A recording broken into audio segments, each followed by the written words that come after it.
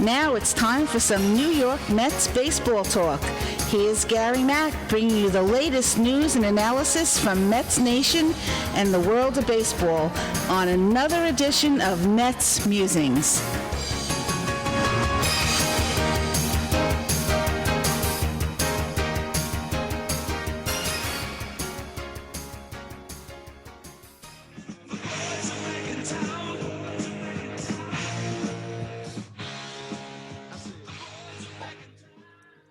All right, and welcome to another Mets Musings. The boys are back in town, plus one. We've added a very, very, very special guest all the way from England. Yes, from across the pond, our good friend Sean has joined us tonight for this usual, annual, whatever you want to call it. Well, it's more than annual, but our roundtable discussion on New York Mets. Sean, welcome to the roundtable. Guys, it's a real honor and a pleasure. Len, Jeff, and Barry, great to meet you guys. Yeah, this is a real honor. It's really late. It's what's the time now? 10 past midnight. But hey, I'm totally up for this. Oh yeah. Well, look, if we start going too late and you know you fall asleep or you gotta go, we understand.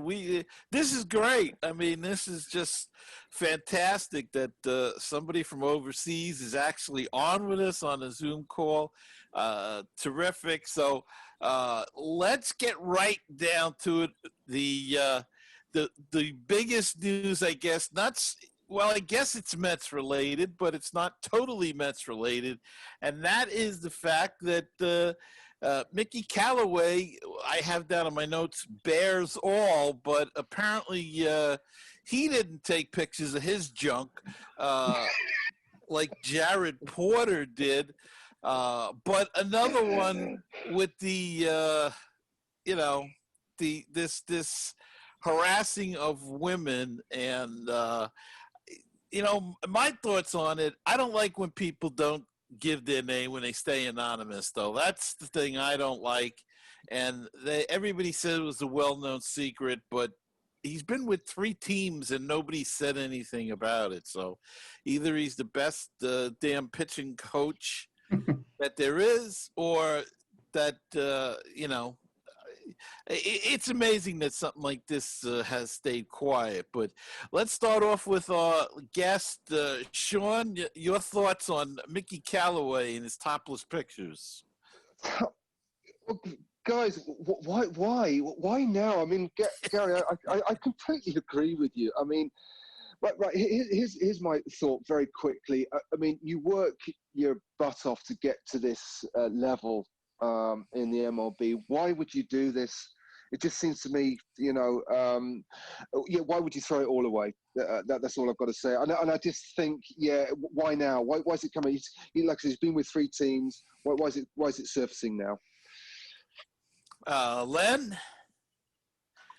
Just one thing I want to say before I answer that is, Sean, I'm so glad you were on with us. It's so funny. I kid you not. I have notes written, and I heard your email to Gary on his last episode of Mets Musings, and I actually had a note here to give Sean in the UK a shout out. I was going to have everyone give a shout out to Sean in the UK, and you're here.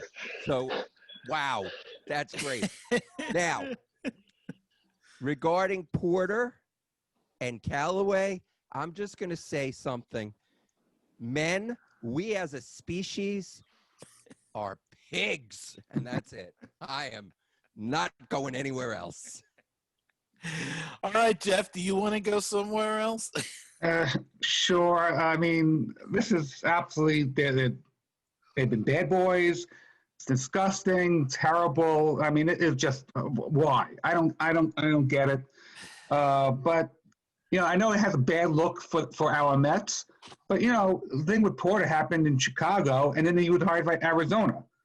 And with Callaway, we now know it's over 5 years. So it's out of beginning in Cleveland, and it came to the Mets.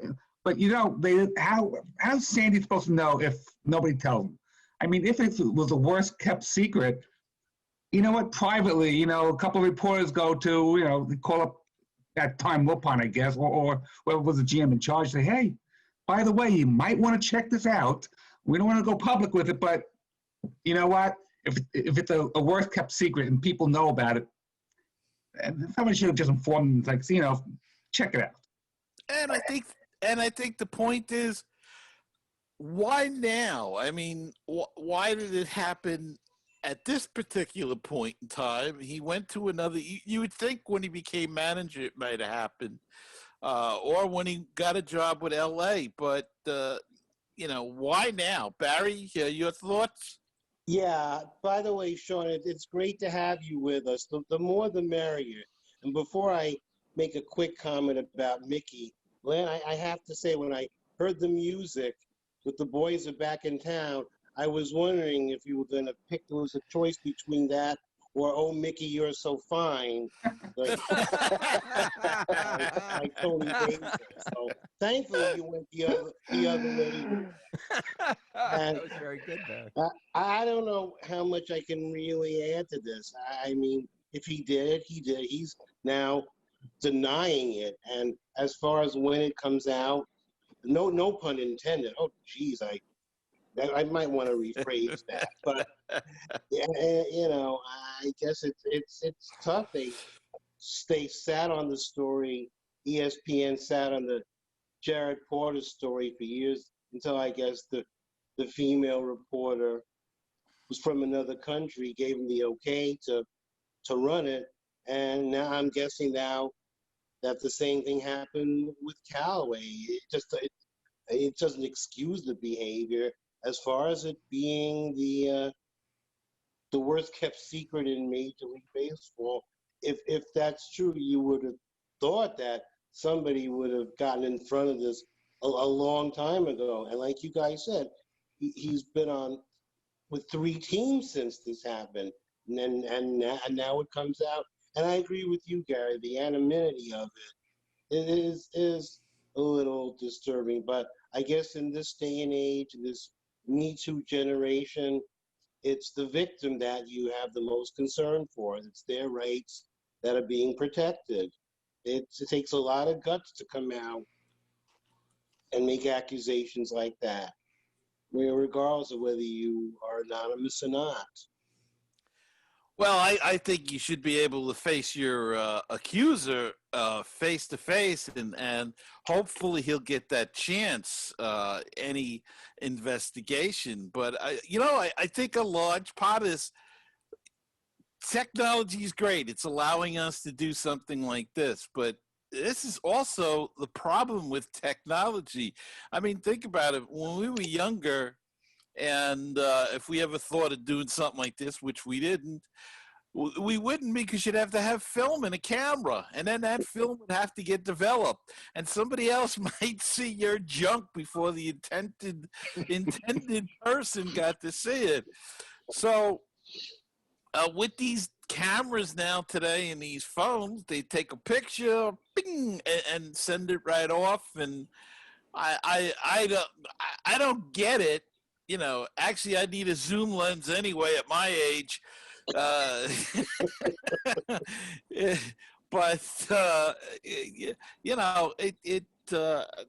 I don't know. I think it's disgusting. I don't understand why they do it anyway, but whatever. I mean, but it's not just baseball. We know we've seen it in politics. Yeah, we saw it in everything, right? Yeah, so we've seen it everywhere. So it's just a sickness. And it's partially an illness. And do you fire somebody, or do you try to get them help? I don't know what the answer to that is.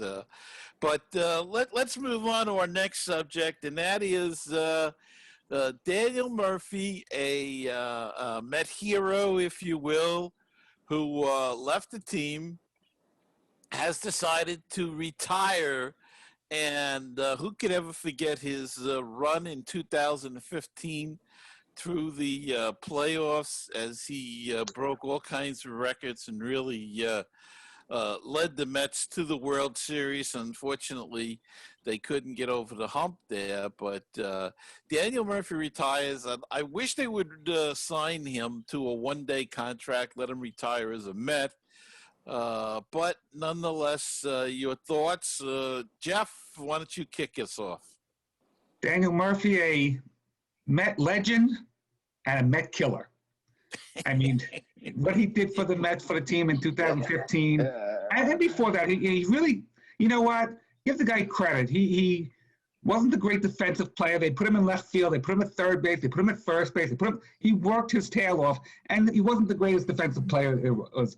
But his offense, my gosh, he could hit the ball anywhere they want. And when he found his stroke in that playoffs for the Power, he took him to the World Series. Of course, in the World Series, he made a critical error, but like I said, his defense wasn't all the best. And when he left, he went to Washington and became a Met killer. And look, he made a couple of All-Star teams. So, we want to thank Daniel Murphy for the memories he gave us Met fans. I mean, he was really a good Met, and we wish him luck. Barry? To borrow one of Gary Cohen's comments about Daniel Murphy, I would call him a net positive, thanking him for 2015, because like Jeff said, and you say, Gary, the Mets probably don't get to the World Series without that that outburst by Murphy in the playoffs. And like you guys said, unfortunately, they couldn't finish the job. I was at Game 4 and was looking right at that critical error he made in the eighth inning that opened the doors for Kansas City to take the lead in that game and ultimately win the World Series. And curses to Murphy for the way he killed the Mets the next two seasons as a member of the Washington Nationals. But all in all, I think of Murphy, and I think good thoughts of him. So good luck to Murphy. I agree, Gary. They could and should bring him back, give him a one-day contract, let him retire as a Met. I think that would be a very nice thing for them to do. And I don't know, does Uncle Stevie, is he back on Twitter? Did he?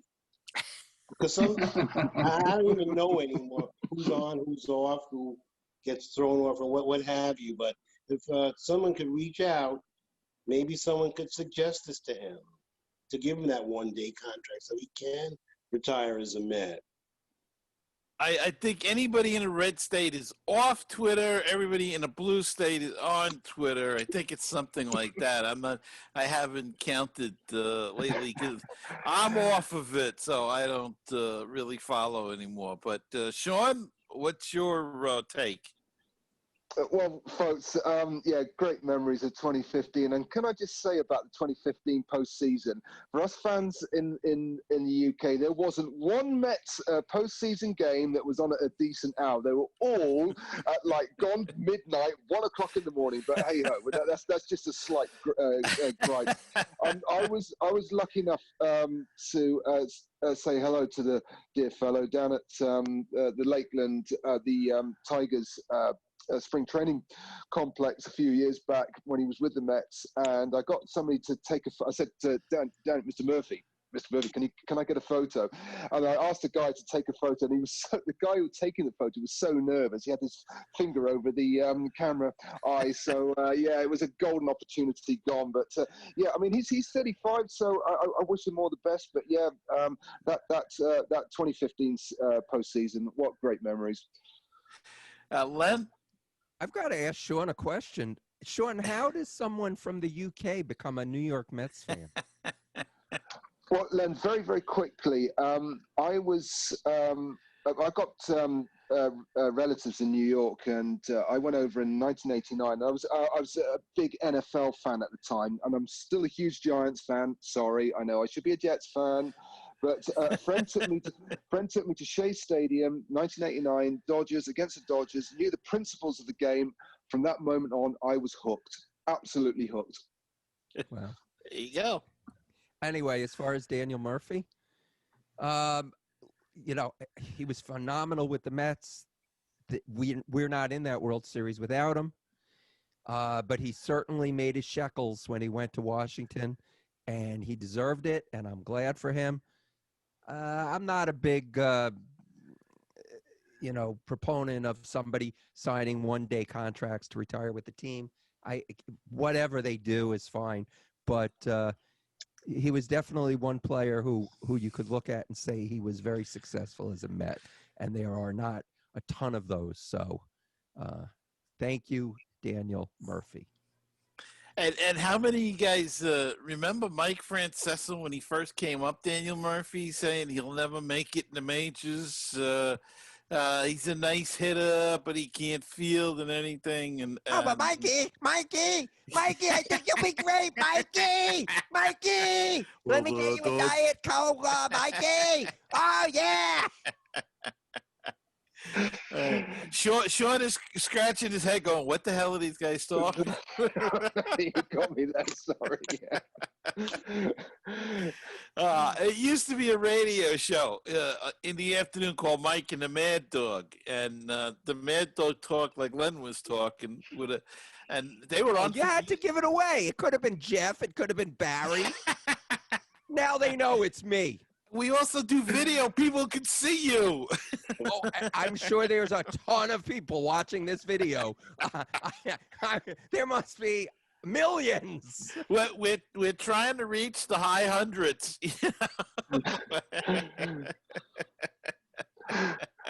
And Sean, as a Giants fan, this is a big day, anniversary day of their beating the undefeated Patriots to win Super Bowl 42. That's right. Yes. Yeah. Big celebration. Well, I can see we're going to just throw the rest of the notes out the window and just. So, who does everyone like in the Super Bowl then? While we're on the NFL, Chiefs. The other team, Tampa Bay. I just find it hard. I just find it hard to go against Brady. I don't care how old he is. Yeah, I got to go with my partner. I think Tampa Bay is going to win. You know, it's an amazing thing. You can hate Brady all you want, but boy, you got to give that guy his due. I mean, he goes to a different team and takes them to the Super Bowl. I mean, it's incredible. It's a great story. True. The footballs are deflated. They've been tested. They're low on air, so Tampa Bay is going to win it. All right, let's take just a look at a different topic that wasn't on the list, but one related to baseball. MLB gave a proposal to the Players Union of a pushback of a 1-month start of the season, 154 game schedule, full pay, designated hitter universally, and they wanted expanded playoffs and a man on second, stupid rule, and 7 in extra innings and a 7-inning doubleheader. And the Players Union has rejected it. And I'm shocked and dismayed by that. I think I know why they did it. It's all a ploy for the upcoming bargaining agreement. But what's your thoughts on that? And we'll start with Barry this time. Oh, God, I'm so glad, even though it was not on the list, I wrote a bunch of notes on this. And I'm not shocked by it at all. And like you, Gary, I'm disappointed that they didn't go for this because, 2021 at least is starting out to be a continuation of 2020 with all the COVID. And, they're going to be stoppages of play. Teams are going to have players that contact it, and it's going to shut them down for a few games. You're seeing it in basketball. You're seeing it in hockey. And I'm shocked that the NFL, getting back to football for a second, actually got through a complete season and played all the games. As far as going forward, it's just going to kind of be it's going to be one day at a time. I heard that it's possible that Arizona is not going to be able to get spring training going because of there's such an outbreak of COVID there. But the players seem to think they can start spring training on time, get 162 game regular season in. I hope they're right. I guess they just want to bargain this, and their main reason for rejecting this proposal is because, and I think the main thing is the expanded playoffs, which would devalue the usage of the designated hitter. The more teams that make the playoffs, that the less need for them to go out and spend big bucks on a designated hitter. And I think I said at the start of this that you might be sorry that you asked about this, because I have a lot of notes on this.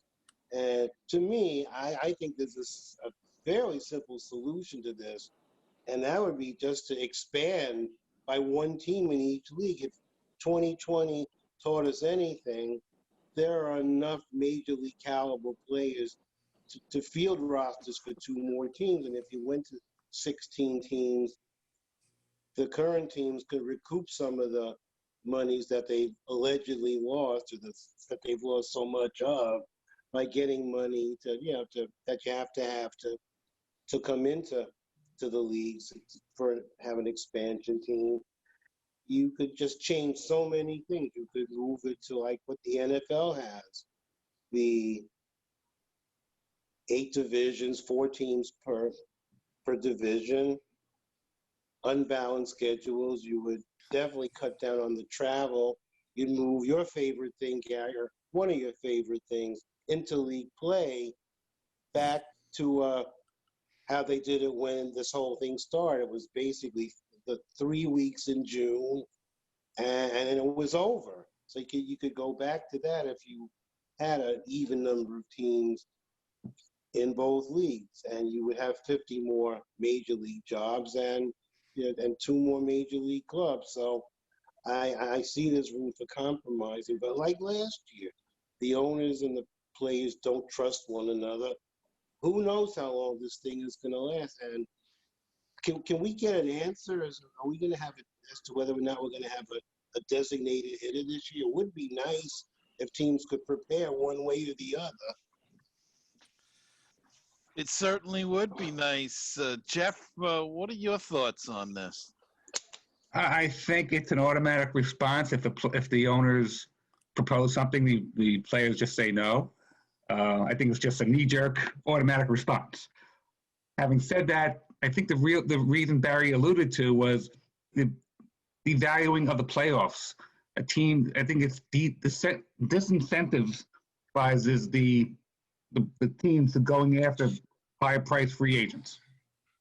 That's what I think the real gist of it is. And just by the way, I got an email from the Arizona Diamondbacks. For some reason I'm on their email list. They're selling spring training tickets, believe it or not. So they're going full force. They're going to go. It has to do with all about the shekels. They want to bargain this, and you know what? I don't think it's going to be a full year this year, and I think there's a very good chance it's not going to be a full year next year because they're just going to drag this out. What I would propose is you extend the current agreement 1 year. This way, baseball can get back to all these, see how much the revenues would come in and get more normalized because they can't bargain on a season like this with no fans. And it also tells me one other thing. If the owners are willing to give full salary for 154 games, they don't need the money from the fans in the stands, the concessions, the souvenirs. They're willing to pay it without that. So they got plenty of money. That's where. Yeah, they'll raise the ticket prices and everything else, the food prices. That's how they'll figure they'll make it. But Len, what are your thoughts? The players, I don't know, we might be reading too much into it, the strategy of the union and the players. But what I heard is the players are creatures of habit. They want to go to spring training on time. They don't want their schedules messed up. I mean, think about it. They're being offered the same pay to play 154 games instead of 162. and they are, being asked to push back spring training a month, which, by the way things are, I don't really think a month is going to do it, but that's another issue. So I don't know. It just seems to me, I agree with Jeff. If one says, black, the other says white. I mean, they if they hadn't made this offer, then the players would have said, well, can we push it back a month? I don't know. The whole thing is just, it's so messed up. Sean? Well, if there is a slightly shortened season, the Marlins are going to be happy, aren't they? Yeah. So that was a cheap dig. It's just all politics, isn't it? Really, at the end of the day, and I get safety and stuff like that. Gary, going back to, I'm with you on the DH. I'm totally against it. The pitcher should hit. And also, very quickly about the man on second. Now, I'm a slow pitch softball umpire. I'm totally with the runner on two. Let's get this game over and done with so I can get paid and go to the pub and have a beer. End of. Instead of going on for the 19th, 20th inning, good grief. But, you can go to the pub and get a beer at the ballpark. So, It's a lot cheaper. All right. What do you think? I think because the bargaining agreement is coming up, they want more money, the players union. They're not going to budge on anything because it's going to be almost like rubber stamping a new agreement if they gave in to all of these things that the MLB proposed. My concern, as you all said with the COVID, that this is not going to start on time. I don't think we're going to be having fans in the seats. I'm not sure they're going to get to play. And here's one of my main concerns now. I just saw online that our two great Gestapo heads in this state, Mr. Cuomo, and I use that term Mr. lightly, and de Blasio in New York City have announced that Yankee Stadium will be a mass vaccination site. And if I recall correctly, Citi Field is also a mass vaccination site. If that's the case, that might override any scheduled events. And we are already in February. Who knows? You can't get a vaccine on Long Island.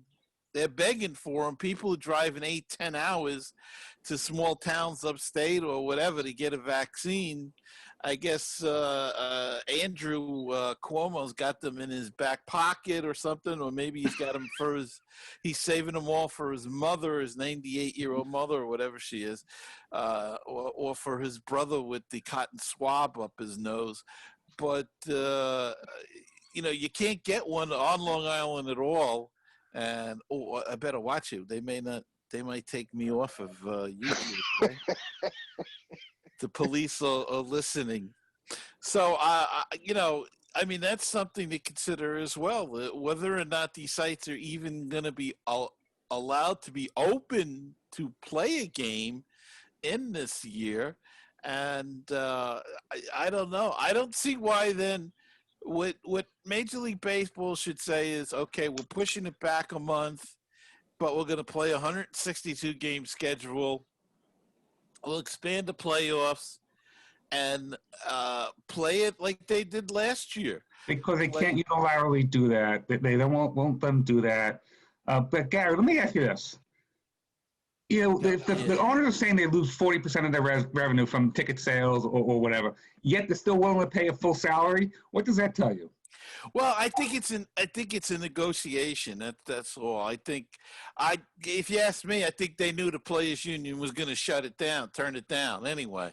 So that's why what's the harm in making it? And if they took it, they figured they'll make it up at the expanded playoffs, probably. I think the players want a cut of the expanded playoffs. That's the whole thing. they're just going to be obstinate about everything at this point in time.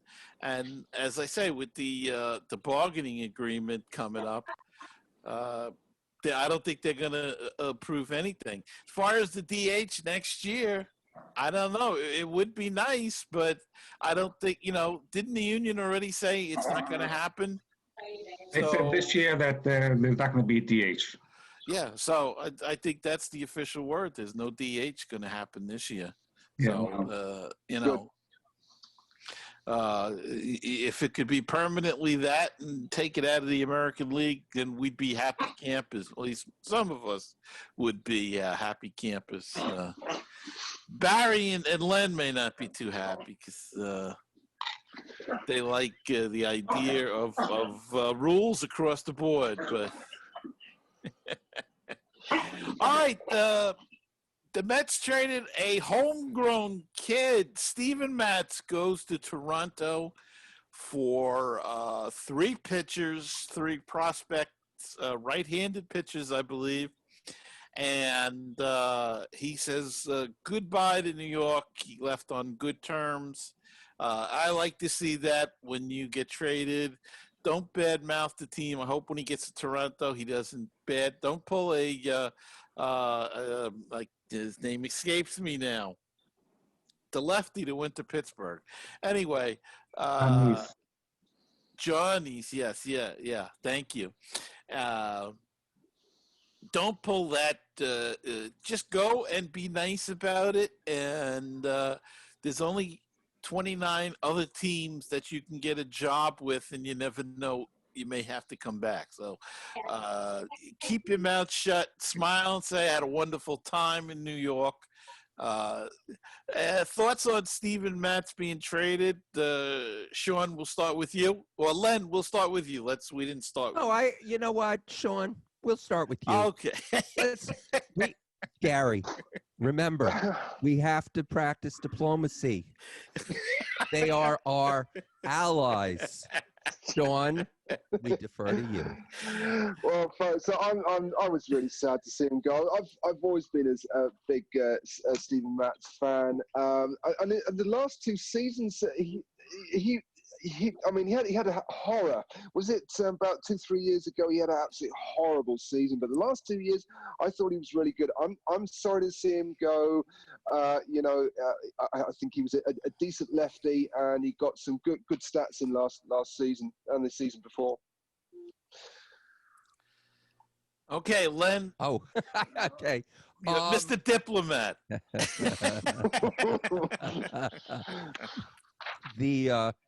It's funny when they made the trade, and then I heard or saw that, they were in the process of getting Bauer, and it made a lot of sense, but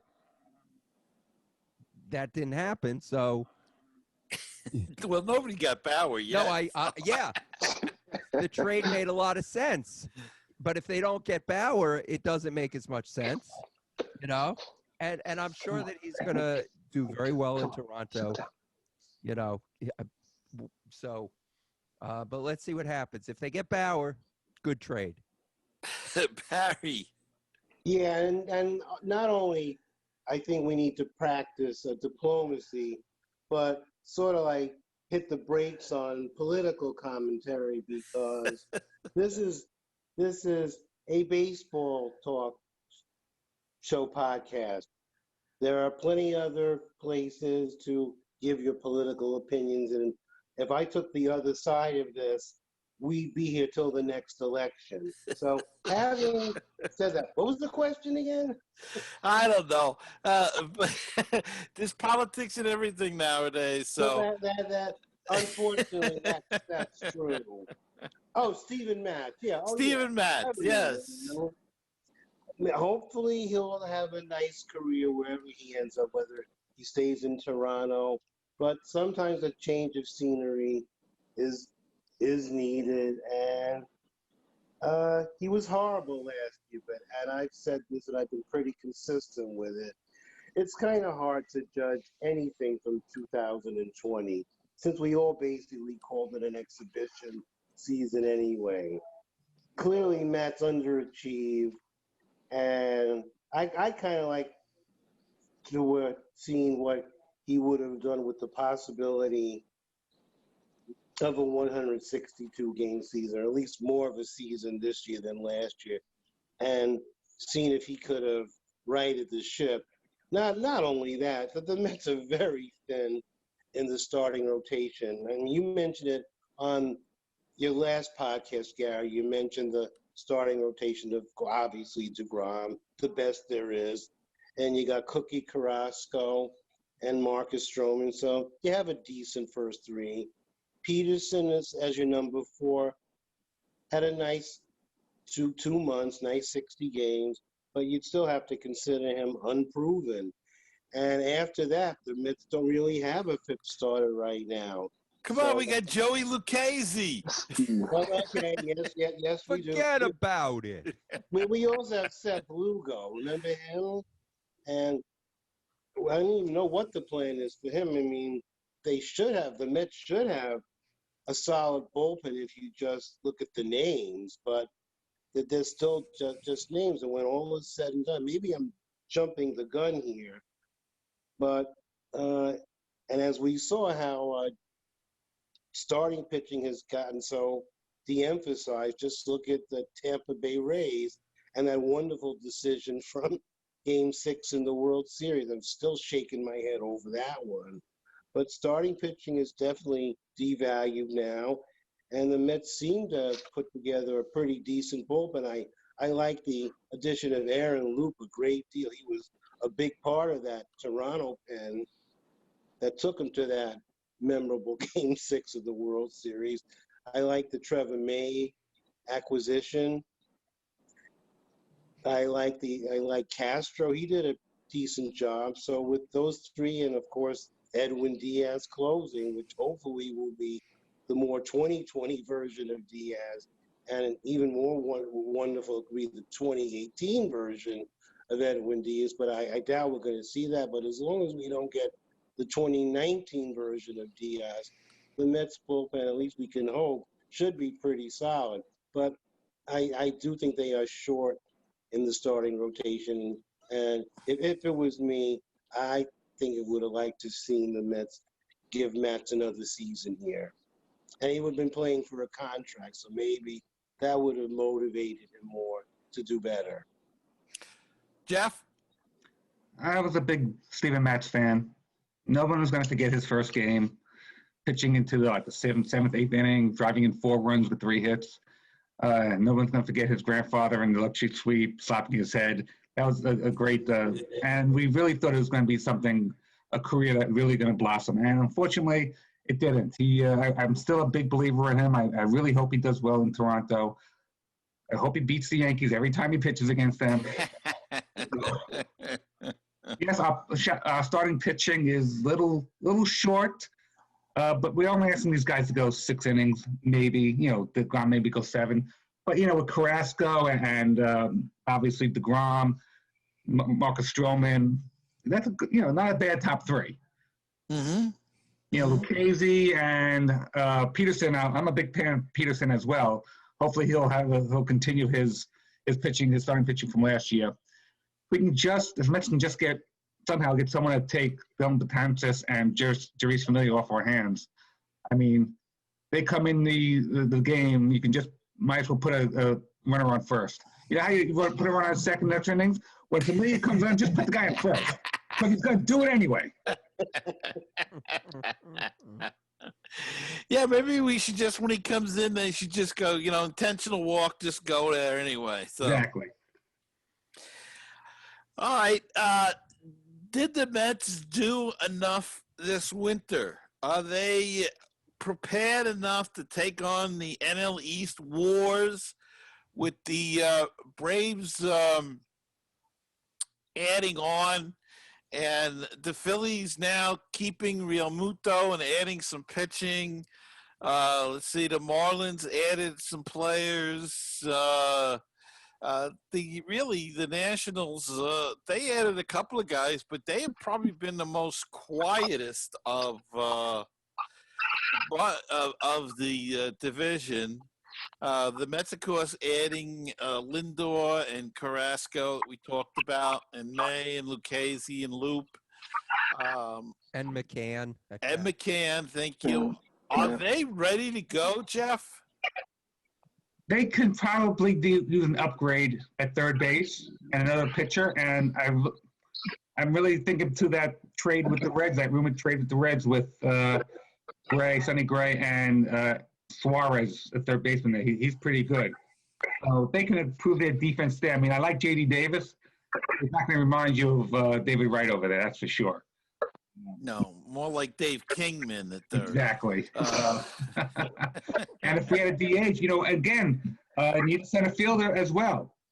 Is it Jackie Bradley Jr., who's actually probably asking for a lot and probably too much that the Mets needs? There's Maro's out there as well. They need a good, solid center field. I'm a very big believer in defense up the middle. We can put Nimmo in left, and if there's DH I know I'm against DH, but let's put in this day and age, which is only going 6 innings, there's no late inning strategy anymore. Man, I'm not going to die on that hill for it. So you might, there's a DH come in, you put Smith as a DH, move Nimmo over to left field, get a good center fielder, get third baseman. I think we just need to do a couple more things to really take the division. Len? I love the Francisco Lindor trade. I mean, obviously, who wouldn't love that? And getting Carrasco, it was a big plus in that deal. Lindor, one of the best in the game. So I just think they are a little short on the starting pitching. I know it's a lot to ask, and I wouldn't give him as much money as he probably wants, but I would like to have Trevor Bauer.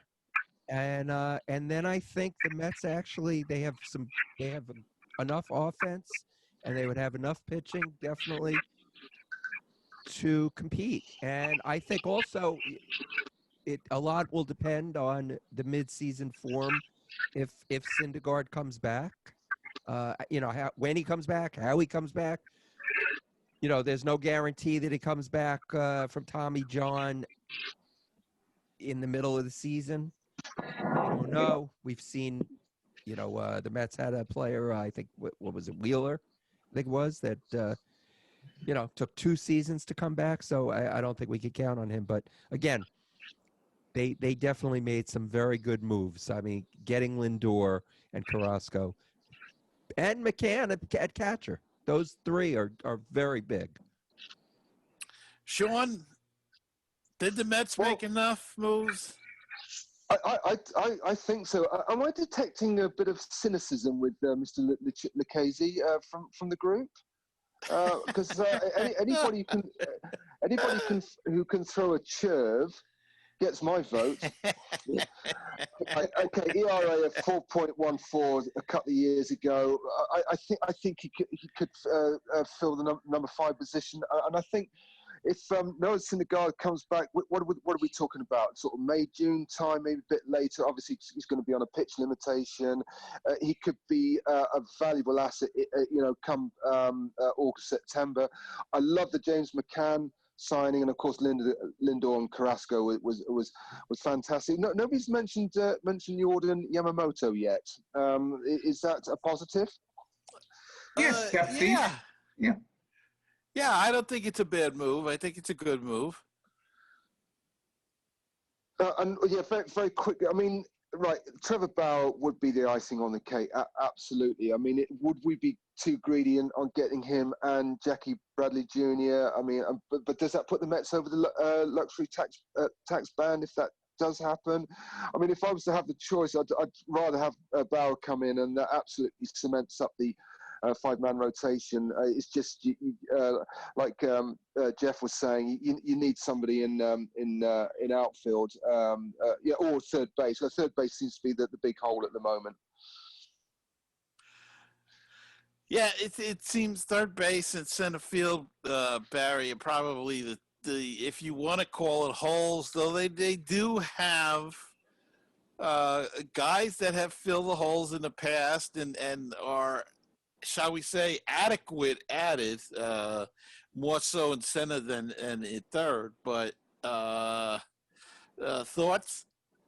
Yeah, let me weigh in on third base and center field. I'll start with center field, and if I don't say this gentleman's name, I'll probably be in divorce court tomorrow.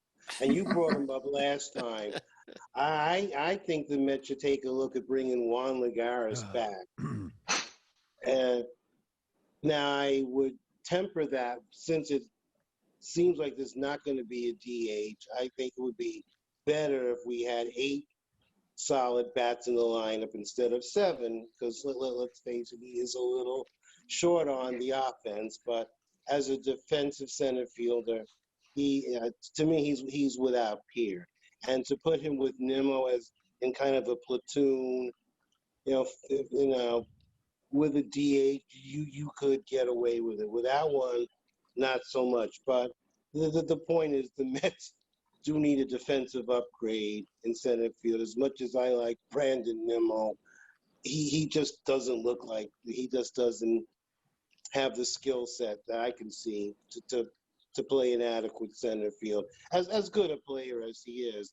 And they showed a few moments ago, or maybe about an hour ago, because I'm kind of looking at MLB, and they put a projected Mets lineup on there, and it's pretty stacked. They have Nimmo batting leadoff, followed by McNeil, Lindor, and how can you not like the acquisition of Francisco Lindor? I mean, come on, he's a superstar player. Hopefully, they can sign him. And then after Lindor, they have Conforto batting cleanup, followed by Alonso, Smith, and J.D. Davis and James McCann. That's a pretty good 1 through 8. Depth is a problem.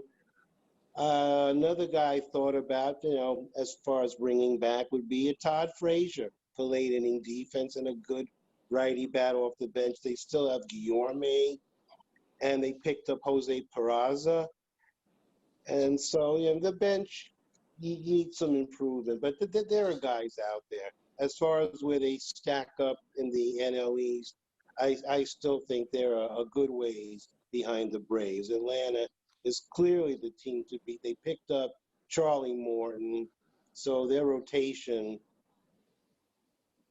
is better than the Mets. And as far as the Nationals, they did make a couple of pretty solid moves. They picked up Schwarber, so I guess they'll have to stick him somewhere in the outfield.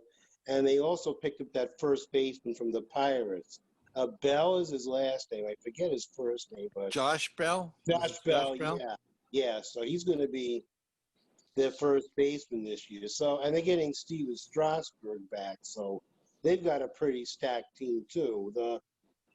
The Mets are going to have to battle for this if they have playoff aspirations. They're going to have to make a couple more moves. They're going to certainly have to improve that defense. It's still, even with Lindor and McCann, it is still below average. And it's way below average in a couple of places.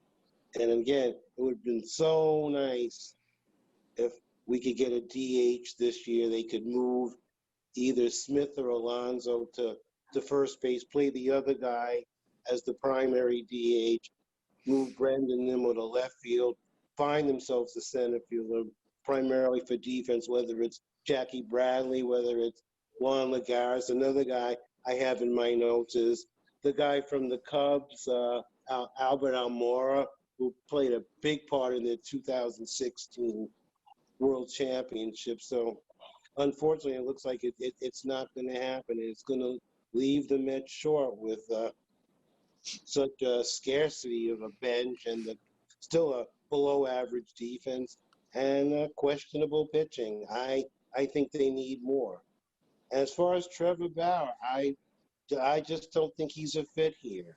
I mean, would I want Trevor Bauer in the Mets rotation? I mean, of course. I mean, you're not going to say no to a pitcher like that. But again, it looks like that the Mets are competing with the Dodgers, and I don't really know if he fits either club, because both teams have players that are arbitration eligible. They're going to have to sign him to long-term deals, which if they sign Bauer, it's going to push them over the luxury tax, and the owners seem to be treating that luxury tax as a salary cap. No, now, nah, nobody seems to want to go over it now.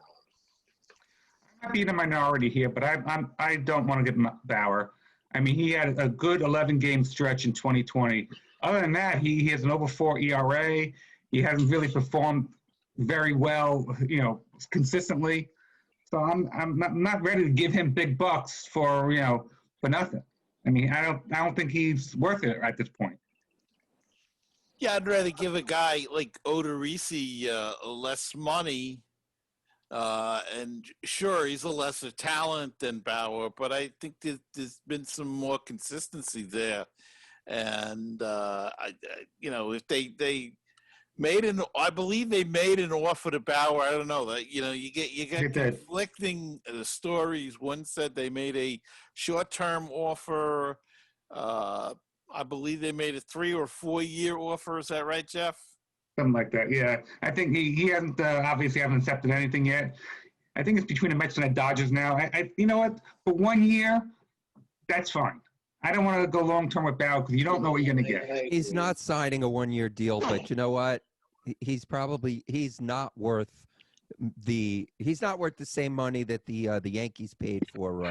No, I agree. And according to Twitter, the Mets are interested in veteran lefty Rich Hill. Yes, I was reading that as well. Yeah. But is that how many of these guys got options? Because really, they need pitchers at the AAA level too. Are they gonna be willing to go to the AAA, or not? That's the other thing that you have to consider. Of course, I guess Peterson has options, so he's one guy. If he struggles, that they could ship to Syracuse to fill in that slot there. Maybe, I don't know what Lucchese's standing is as far as that goes. I think he has 1 or 2 left.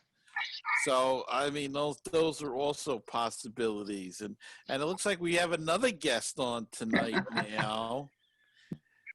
Sean's buddy. This is Lola.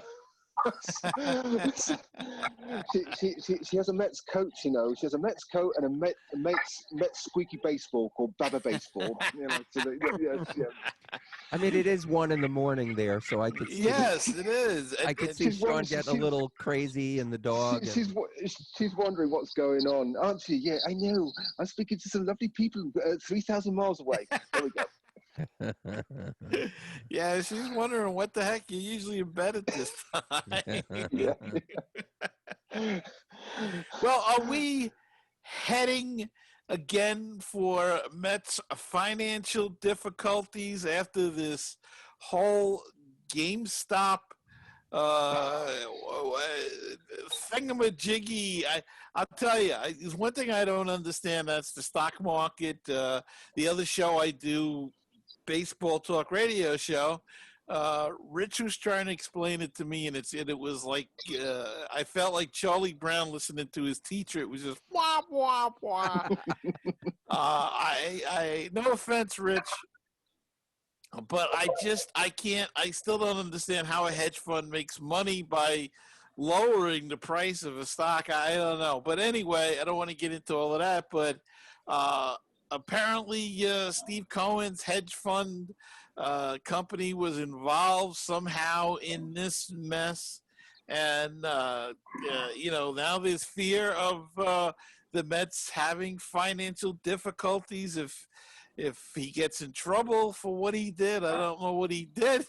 I don't know if he did anything illegal. I don't think that's one thing. Another thing is, I don't know, was he involved with this? I mean, all we found out is him and the guy from Barstool, Dave Portman, going back and forth on Twitter. Well, Who knows, was he really involved? I don't know. And you're right, Gary, just like me, I have no idea what's going on. No clue.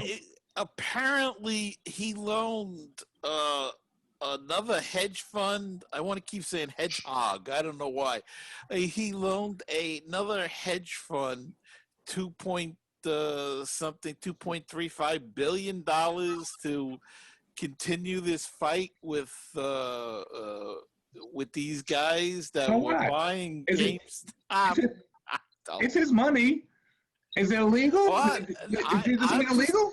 I'm I just don't know. asking the question. I don't even understand. Look, I'm still trying to figure out the movie Trading Places. Okay, can, So, that's a good reference. Forget. Okay, for a second, let's forget whether it's legal, not legal. We get a billionaire owner. We're all excited as Mets fans. We are going to have more money to spend than we know what to do with. We had Madoff already, right? We had financial issues. We get this billionaire owner, and now they're talking about possibly financial issues? No way! No. What the heck is going on? I don't understand it either, but I don't want to hear financial issues with the new Mets owner, okay? We been there, done that. and So I was going to say, Len, I'm totally with you on that one. I only read about it because I subscribed to the New York Times. Oh, shocker! Well, that got everybody not saying anything. I know. Are we still friends, everybody? Of course we are. I think it's just so irrelevant. I just don't think it's anything to worry about. I really don't. well, and I would think the money would all be separated. You know, I think so too. Yeah. I think you're right. And when you guys said you had another guest coming on, I was thinking maybe it should be Thornton McHenry who could explain all this stuff to us, because I don't know any more about the stock market than any of you guys, except that I own 2 co-ops in my day. Each one of them I sold for less than I bought it for. So don't go by me. So did you make money shorting it? Who knows? no. A short squeeze? Was that a short squeeze? Let me just say this. I just want to say that it's probably a good thing that Steve Cohen's off Twitter, because Yes. nothing good could really happen on Twitter. I mean, you start getting into a Twitter fight with this guy. Is it worth it? No. No. No. It's nothing good can happen. And that's one of the reasons I got on. First off, Twitter to me is like the stock market. I can't keep up with the damn thing. It's too fast. I can't follow stuff. At least Facebook, you've got all the posts right there. You can Right. follow something. But let me say this. Sense. On Twitter, you should follow baseball and BBQ. That's all I'm going to say. Oh, yes. That baseball and BBQ. Jeff, I love that Twitter. They are those guys. Can I just say one thing? Baseball and BBQ is an incredible podcast, and they've got a great Facebook page, and there are 2 guys that co-host that show. They Fabulous. are really fabulous. Yes. Fabulous. They yeah. are. Yeah. Yes. And they sound even better now that they've got their microphones going there and everything. But they're still not as good as MetsMusings. No. They're trying to get there. But when we have Gary Mack on, then the show is top class. Well, thank you. And you guys do a great job at Baseball and BBQ. And, nothing but the best with your new equipment. I was still working on getting Len into the Royal Barbecue Hall of Fame in Kansas City. Yeah. You gotta step that up. No controversy. He belongs there. And, Gentlemen, Open a pizza place on Long Island, because that your last show, he was a rip. He was funny as can be. Paulie G, yeah. Mhm. Yeah. He was great. Well, tune in. Part 2's coming out on February 8th. Okay. Len, are you able to send me a barbecue sauce recipe, please? Sure. In case we have a good summer this year. Have a very good. Actually, our friend Ray Sheehan has a wonderful barbecue sauce recipe that I will send to you. I'll get your contact information, and I will. Thank you, sir. It is fantastic. Yeah. And also, am I allowed one? I just want to get something off my chest. Before the end of the Yes. program. I was just gonna say that you had a rant. You want to get something off your chest, so the floor is yours. Thank you, sir. And the topic of my rant is baseball caps in the UK. Okay, as you remember, 2 years ago, we were lucky enough to have the London series, the Red Sox against the Yankees, which was a huge success. I went up there for it, and it was fantastic. A couple of weeks beforehand in Bristol, I was seeing people with those dreaded Yankees caps. And I was going up to them and go, "Oh, you must be so excited about your team coming over." "Oh no, I just wear it for fashion." Well, that's a shocker. I've got a bleeping app on my phone. Let's see if you can hear it. Can you hear it? It's not loud enough, right? Because I want to go bleep, bleep, get that bleeping cap off, you bleeping, bleep, bleep, bleep, bleep, and follow your bleeping team, you bleep, bleep. That's it. Sean, you have a place on baseball and BBQ. Let me tell you something. Yeah, we love rants. That was a beautiful. Can I just say, Jeff, that was a baseball rant. Well, very quickly, there was a couple with a couple of Red Sox caps on. I was going, and I thought, great, there's two people that actually follow the Red Sox. Oh no, both their names started with B. I was going, oh, good grief. Please help me. Well, I got two for you. The fire commissioner at one time of New York City, wasn't too long ago. His name was Carlos Rivera, and he would walk around with a Colorado Rockies hat on. and the other, one that really gripes me, and I think Michael K too. I think he's not a fan of this, but you see these people with the Yankee jerseys in particular, all right? And they've got the name, like they've got a number 3 on the back and it says Ruth, or 4 and it says Garrick. They never had their name on the back. They still don't have their name on the back. Yet people buy these Jeter jerseys. Oh, look at my official jersey. It's got Jeter on the back of it. It's not official.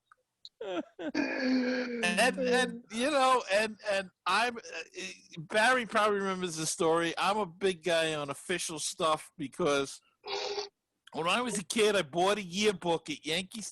You know, I'm old enough that I was before the Mets, so I went to Yankee Stadium because that was the only game in town till the Mets came in '62. And it was the 61 Yankee yearbook I bought outside of Yankee Stadium, saved up my money, paid a whole 50 cents for it, got inside the stadium. I'm enjoying my yearbook, and I noticed that everybody else has a different yearbook than me.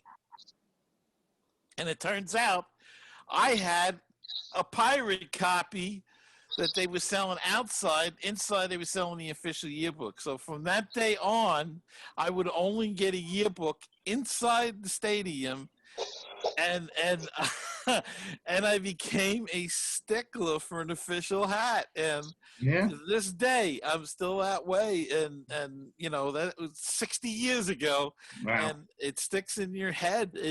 I still remember that being pissed off. Now I wish I had that other yearbook because it was probably be worth a ton of money now, because of the oddity. But it was a whole book. It looked just, like a yearbook. It was beautiful, but it was not the official yearbook, and I wanted the official yearbook. And hey, Gary, you mentioned Jeter before, and maybe think of the Hall of Fame. Do you have any opinion on anybody not getting in? Yeah, I think it's an outrage. I think somebody should have got in. I think Schilling should have got in. I don't care about the politics of it or anything like that. What's more outrageous to me is that 14 guys put empty ballots in. I think they should be immediately pulled away and not be able to vote. Well, I have a conspiracy theory there. I love conspiracy theories. I just think that they don't want any controversy for Jeter's Day, and they want to make sure that nobody gets in. And Yeah, there were two in the Yeah, good grassy point. knoll. it's I thought of that myself. I thought that they didn't not even not even controversy that they didn't want anybody else to get in with the Jeter other than Larry Walker because he's already going in with him. But yeah, I thought that too. But what happens if they can't do it this year? Then nobody gets in next Actually, year. I'm glad you brought that up. I actually was on a call last week with Saber, and they interviewed the president of the Hall of Fame. There is going to be a ceremony this year. I think they have to, no matter what, even if it's virtual. Yeah, they don't know how it's going to be. It might be virtual if there might not be any people there, but they are going to have some sort of ceremony this year. Well, not to be morbid, but with the way the Hall of Fame has passed away in the last 9 months, there's be plenty of room on the stage to sit 6 feet apart. Yeah, isn't that a shame? That's true. So I don't see why they can't have it. But yeah, they can't push it off another year. There will be a ceremony. In what form? We don't know yet. If I was Jeter, I'd say I don't want to wait another year. I have some Hall of Fame thoughts. I have some notes on that as well, and I'm going to take a different tactic. And I'm going to stay away from Schilling, and I'm going to stay away from Clemens, and stay away from Bonds. Only to say, if voters didn't vote for them up to now, just because there was nobody worthy of getting in this year, I really have no problem with them and the empty ballot. Just to put somebody on for the sake of putting somebody on, I think is silly. So just to put somebody on for that reason, I would agree it would be better to just submit an empty ballot. My issue with the voting is who's doing the voting, not so much who they're voting for, but who the actual voters are. And when I saw that Larry Brooks, who I remember from the 70s, is a hockey writer, has a vote for the Hall of Fame, I mean, that's absolutely ridiculous. So, Well, they have a criteria. He must meet the criteria to have the vote. Does he also follow a team? Does he? In that? I know him as a hockey writer. And I used to read his column, and I used to hate his column because I used to think, and you're going to love this, because I thought he was pro-Rangers, and as you know, and I'm wearing my Mets hat this time, I switched from my Islanders hat, that I remember reading Larry Brooks in the late 70s, early 80s as only a hockey writer, and how he got a vote for the Hall of Fame, and he's not the only writer that would be considered a non-baseball writer that's getting to vote for this. I don't get it. I mean, if anything needs to get changed, is who's doing the voting, not so much who they're voting for. Although I guess one kind of goes with the other. And next year's going to be very interesting because we're going to have two quote steroid guys unquote who, on statistics alone, A-Rod and Ortiz, who are clearly going to be, or I should say, have the stats to get into the Hall of Fame. But we'll see if they do. And one more thing, and I remember this from last year's roundtable around this time, this so-called strategic voting where guys have their percentages increased by 5-10%. I think Scott Rowland went up 15 percentage points this year.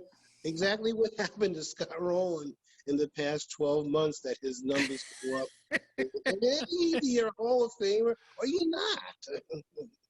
Let me just say this. I heard Bill Madden on a radio show, and he, for 8 years, has voted for Curt Schilling and admitted this year he did not, just because he thinks it should be Jeter's day up there. And, he should not be. But again, then he says next year he intends to vote for Schilling. So, don't figure. Okay. That's silly. Yeah, that's silly. Yeah, that's silly. Yeah, that is I really, agree. Yeah. You don't keep other people off because you want somebody to have the day. I mean, it's not right. I don't think it's just not done right. I think they have to do something where they have to get the fans involved in some way, whether it's 25% of the vote or what. We have the technology to do things nowadays. I don't even see why they, even if they did a poll, of put out the list and let the fans vote and see who the fans want.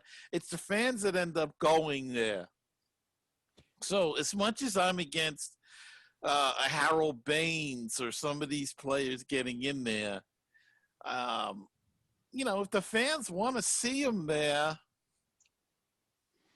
Yeah, Sean, have you been to the Hall of Fame? I went there last year, Jeff, and it was just wonderful. I spent the day there, and it wasn't long enough. I could have spent the week there. Yeah. It was just absolutely fantastic. But I'm with you, Gary. Why should it be exclusive of the BBWAA?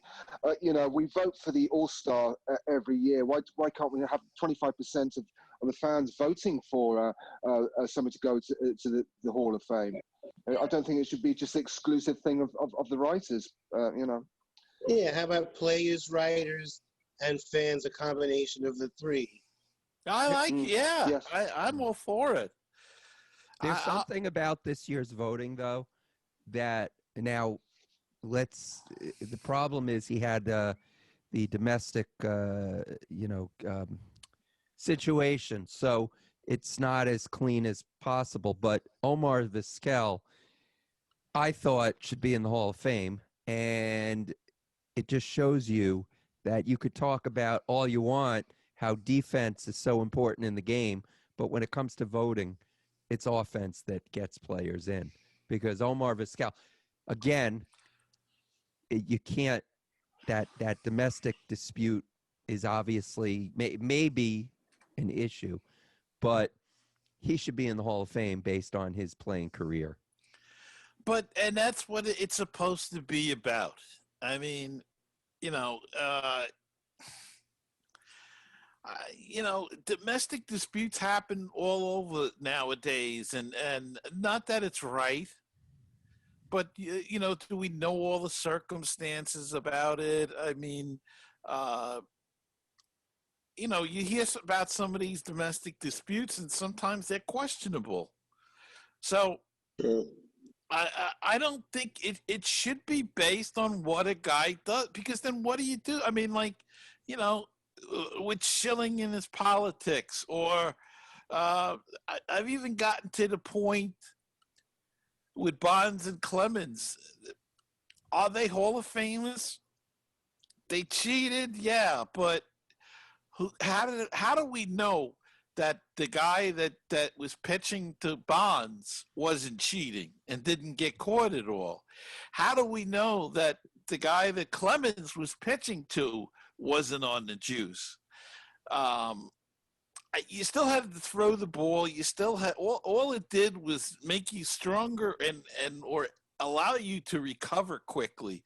And I said this before. What technically you could say Tylenol or an aspirin or something like that is a performance enhancing drug. It's a stretch.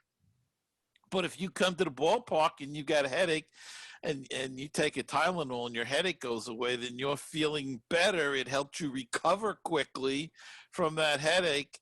I mean, that could almost fit the description of a performance-enhancing drug. It's a stretch.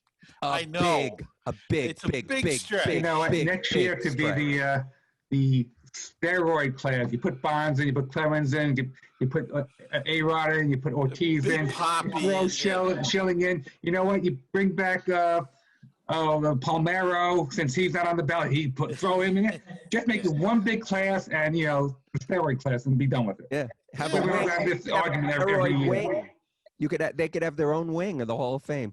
There you go. Steroid wing. There's enough players. But again, I mean, you don't know if Clemens was thrown to a guy that was all juiced up and with a cork bat. Who knows? So unless they got caught. So I think it's time to And I think you have to look at it. A guy like Clemens, was he going into the Hall of Fame before he did this stuff? I think the answer would have to be yes. I think he was a Hall of Famer.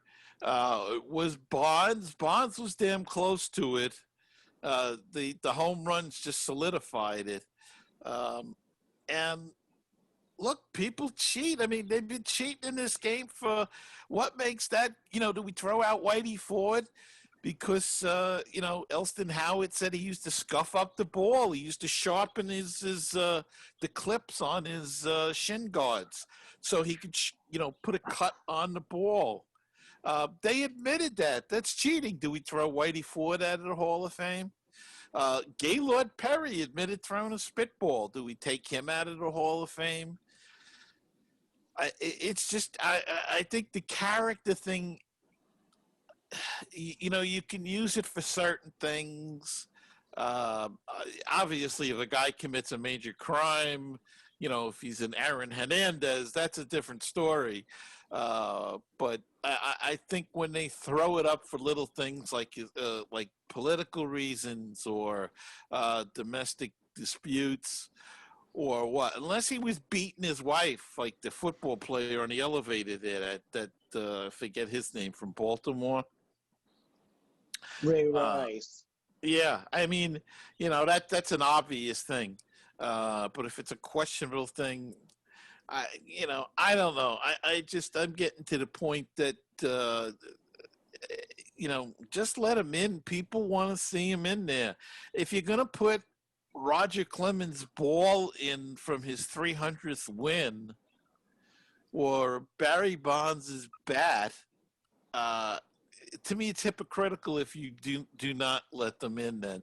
And I think there's already people in there who were on some type of I'm sure of opponent. it. Yeah, I'm sure of it. And and then they don't let Pete Rose in. I mean, come on. Is betting worse than shooting steroids up your arm, doing illegal drugs? I mean, betting is legal. Well, technically it's not legal the way he was betting, but only at the racetrack. But you know what? Give it a week. It'll be legal everywhere. Everything's getting legal, even the steroids. So then what are they going to do?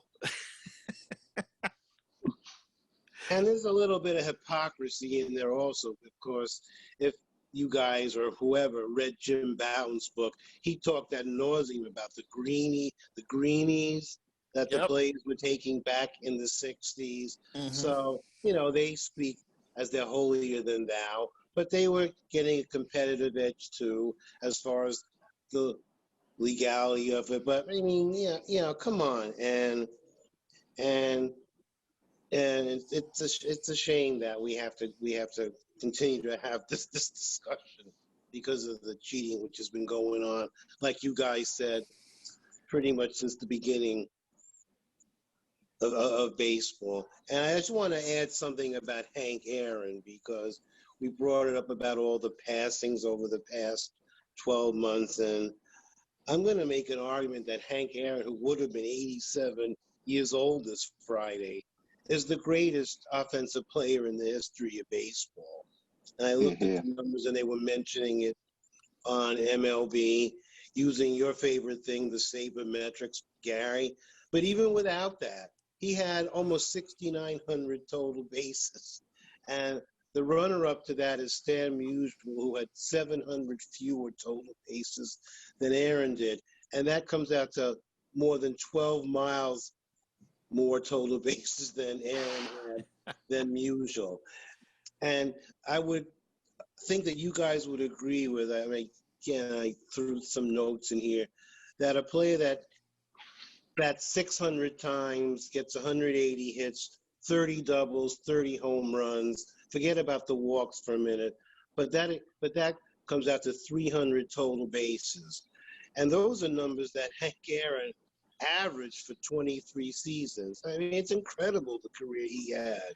Yeah, so, his numbers were unbelievable. I think that the one stat that I like, that I sort of, it amazed me, is you could take away every home run he hit, Yeah. and he'd Like, still that's have what- over 3,000 hits. Mhm.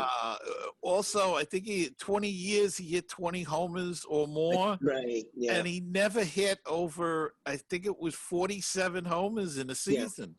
hmm So, now if you want to be I can't think of the word right now, but if you want to be a pain about it, you could always say, well, yeah, that's because he played long. What do they call those people? They hang on and play. Compilers. Oh, yeah, compilers. Yeah, you can say, well, he was a compiler. Well, Yeah, then you never saw Hank Aaron play. Let's just say that. If anybody ever thinks he's a compiler, you never saw him play. I had the privilege of seeing him play, and he was one of those ball players too that you'd hit a fly ball to him, and you thought he was taking it easy. You didn't, he didn't seem to hustle, but he'd be underneath the ball all of a sudden. And he had a gun for an arm. I don't think people talk about that much. He was a very good outfielder, gun for an arm, and when he was younger, he could run. He was quite a good, he was fast, had great speed, but Started as a second baseman. he was definitely an all-around great player. And I think he was the last Negro League player to play in the major leagues. He played for the Indianapolis Clowns, and then came to the Milwaukee Braves. Yep. And certainly, definitely one of the greats of the greats. Let's put it that way. Yeah. Definitely greats of the greats. Yep. And we're losing a lot of them. Tommy Lasorda, another character of the game, passed away. The only thing I will say is that they at least had good long lives, a good long life after baseball. Let's hope we all make it to 80 and 90 years old. And that's the one good thing about it. It's the consequence of us getting older, that the guys that we saw play are older still and, departing. But, Gentlemen, could I ask you all a quick question? I've got to go soon because I'm going to be up for work in 4 hours' time. Very quickly, do you have a favourite ballpark? Favorite ballpark? Well, aside from New York, I love the ballpark in Pittsburgh, PNC Ballpark. That's absolutely amazing. Mm-hmm. Nicest ballpark I've ever been in. Every ballpark that I've been to otherwise has been torn down, so I don't know. but I would say by looks and by from what I've heard, I go with Jeff in Pittsburgh, and I went to school around there, and I really like the city of Pittsburgh, so I'm going to say Pittsburgh as well. I'm going to go Camden Yards. That's Pittsburgh is nice too. We were there a couple of years ago. Also, the whatever the Giants ballpark is called, is it Oracle now? What is the name of the Giants ballpark? I mean, it changes every 5 minutes. So I don't even know. And where's Mike? Shouldn't he be on with us? I don't see him anymore. We got to work on that. But anyway. He's only a 3-hour time difference. We do 5 or more. Well, then for the next one, we should have it in the afternoon. That way, Sean can stay up longer. And we could bring Mike in. And anyone else you've had over the past 10 plus years. But to answer Sean's question, my favorite is Camden Yards. I just love that park.